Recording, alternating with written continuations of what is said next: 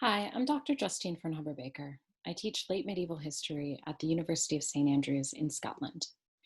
In this video, I'm going to talk to you about a big peasants' revolt that happened in northern France in 1358 called the Jacquerie.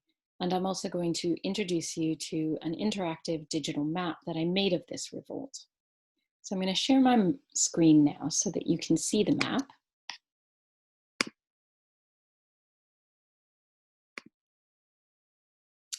So this map is located at worldmap.harvard.edu/maps/Jacquerie_1358. And you have the URL there on your screen below this video. This map shows the places mentioned in the sources for the revolt, and it's divided into layers depending on the kind of activity and the participants in the revolt. If you click on the Identify button here, and then click on a particular location, that will bring up information about that location. So we're going to do that now for the city of Senlis, which is just north of Paris here. And when you click on a location, on the left, you can see the different layers that that location was involved in.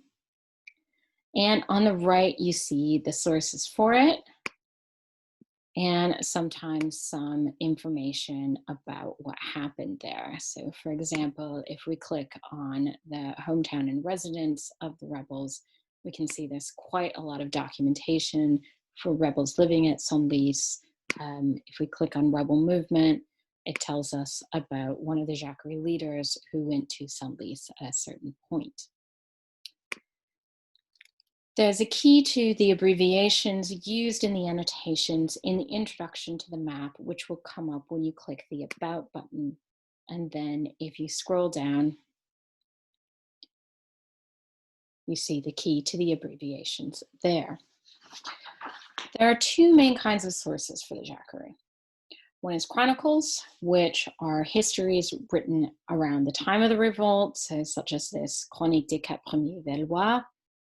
The other is royal pardons, called letters of remission or lettres de remission, that were granted to some of the participants in the Jacquerie and its repression. The annotations identify the sources in the original manuscript or printed edition, and these are in Latin or in Middle French. But some of these sources have been translated into English in the popular protest book by Sam Cohen that is listed in the further resources below this video. So now I'm going to give you a basic outline of what happened in the Jacquerie with the aid of this map. So the Jacquerie didn't come out of nowhere. It was the result of both short-term situations and also long-term historical circumstances. Notably, it occurred almost exactly a decade after the first wave of plague, the Black Death, hit France in 1348. And the plague was an indirect cause of the Jacquerie, and I will come back to it later. But the revolt was more immediately connected to the 100 Years' War, which had been going on between England and France for almost exactly 20 years into 1358. In fact, the Jacquerie got its name from its participants, who called themselves Jacques Bonhomme, meaning James Goodman, which was a term used to describe common-born foot soldiers. It's actually used, it's usually a derogatory term, but the Jacques seem to have adapted it themselves as a sort of positive, in a positive way to describe themselves. In 1358, when the Jacquerie broke out, this war had been going very badly for the French. 2 years earlier, they had suffered an absolutely stunning defeat at the Battle of Poitiers, where the French king, King Jean, had actually been captured by the English, and he had been taken to London and held for a very large ransom, literally a king's ransom.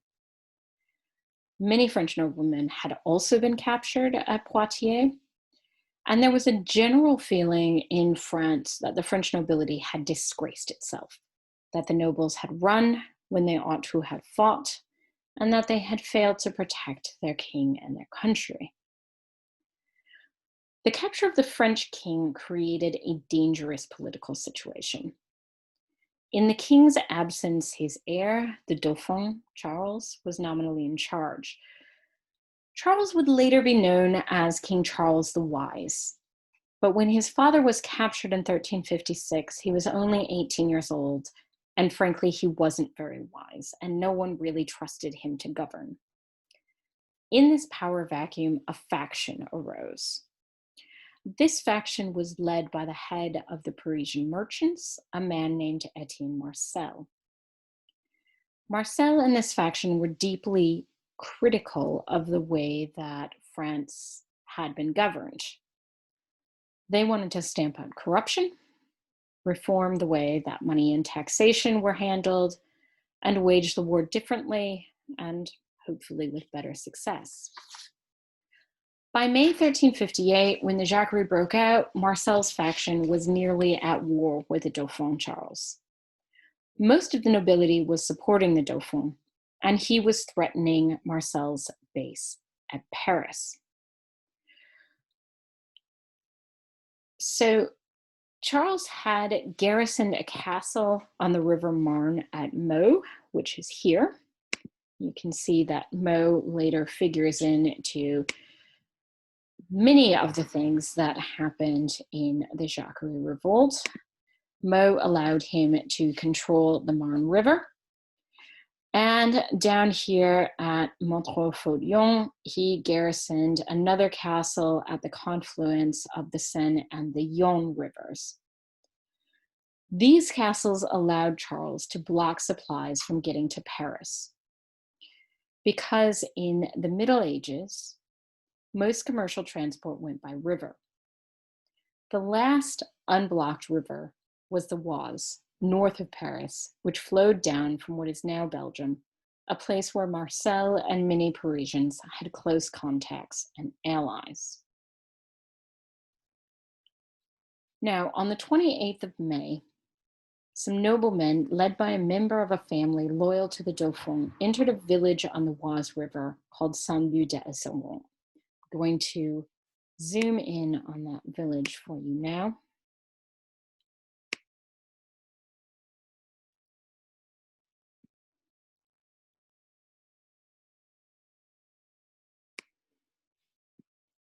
So that village is here, just a little northwest of Chantilly on the Oise River.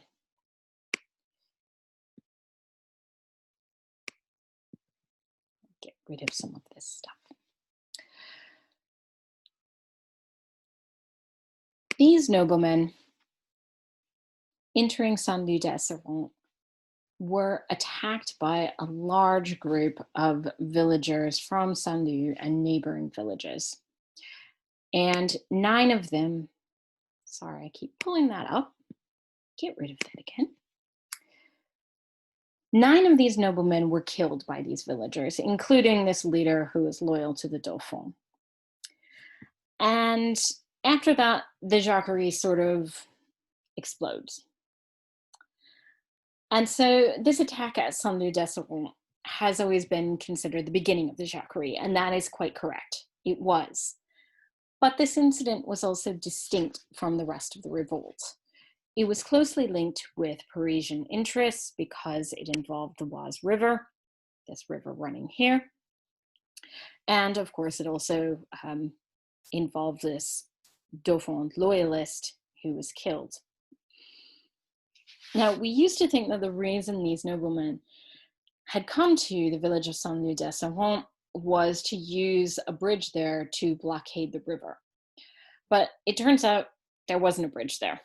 There was supposed to be a bridge built there, but the bridge was actually never built. Instead, the reason that they had come to Saint-Leu, because they're coming from the north here, was to use a ferry on that river to cross to a road on the opposite bank, which led to a big castle just about 2 hours walk up the Oise River at a place named Cré, and that's that green triangle there. The castle at Cré, it's a big, famous old castle, was very similar to those at Meaux and Montreux. And holding it with a proper garrison would have allowed the Dauphin and his noble partisans to control the Oise as they were doing on the Marne at Meaux and the Seine at Montreux. So the attack was meant probably to prevent that happening, to prevent the Dauphin's party from taking Cré. Now, whether the attack at Saint-Lô happened at Marcel's command or on the villagers' own initiative isn't something that we can know now. There just aren't documents to tell us. We don't have sources that say either way. But what we can tell is that as the Jacquerie unfolded over the next 6 weeks, it remained both linked to the Parisian faction and distinct from it. There was further cooperation between Jacques and the Parisians at other places, most notably back here at Meaux, where there was a joint operation, a joint attack on the castle on the Marne River on the 10th of June, where the Jacques and the Parisians and also the citizens of Meaux were spectacularly defeated by a small number of noblemen from the Dauphin's garrison. But most of the Jacquerie was not directly focused on Parisian objectives. Primarily, it was directed against the nobility, and it mostly involved pillaging or destroying nobles' houses and castles. The Jacques didn't kill that many nobles, but they did destroy over 100 of their fortresses. And this gives us an indication of the rebels' motives. The Jacquerie partly came about because of short-term political considerations, this factional conflict and the misgovernance of France. But that political disarray had laid bare underlying social tensions between non-nobles and nobles in the countryside. These tensions were created by longer-term factors, by the combination of the 100 Years' War and the Black Death. The Black Death had greatly reduced the tax base that the crown relied upon to pay for the war. Now, waging a war didn't cost any less after the Black Death, but there were fewer people to pay for it, so they had to be squeezed all the harder. And the taxes that were levied were not levied equally. There were regressive taxes on essential consumption, sales taxes on wine and salt, or taxes that hit income more heavily than they hit wealth. So they affected non-nobles who tended to earn salaries and wages more than they hit nobles who tended to have landed income, landed wealth that they could rely upon. And nobles as a class were also sometimes taxed at lower rates altogether, just on the basis that they were already contributing to the war effort by fighting it. But as we recall, the war was not going so well for the French, and the nobles had disgraced themselves especially badly at Poitiers quite recently. So attacking nobles' castles and stealing their possessions makes a lot of sense if we think about the Jacquerie as targeting the nobility both in military and economic terms. And an important thing to note here is that the rebels were targeting nobles. They were not necessarily attacking their own lords. One thing we can see on the map, and I'll zoom out a little bit even more here so you can see just this contrast. So there is some overlap of places where rebels were from and places where they attacked. So these are the purple boxes, this layer here. But most Jacques didn't attack targets in their own hometowns, these blue dots. You can see a lot of these red triangles where they actually did attack things were not where documented Jacks were living. And so what this means, among other things, is that the Jacquerie involved a lot of travel. And you can see some of the documented travel in these blue and red lines here, in those layers of movement. And to bring people and villages together like this to attack particular places requires a level of organization. This organization was provided mainly by village captains, as well as another layer above that village captains who was coordinating them, which was led by a supreme leader called Guillaume Gal. And there were also massive assemblies where decisions were taken and commands were relayed. So these layers are the rebel leaders here and the rebel assemblies here, those stars. Now, I don't want to overstate the level of coordination. Many rebel actions were autonomous, and there was considerable tension sometimes between what the rank and file wanted to do and what their leaders wanted them to do. So there's actually a lot of conflict within the Jacquerie.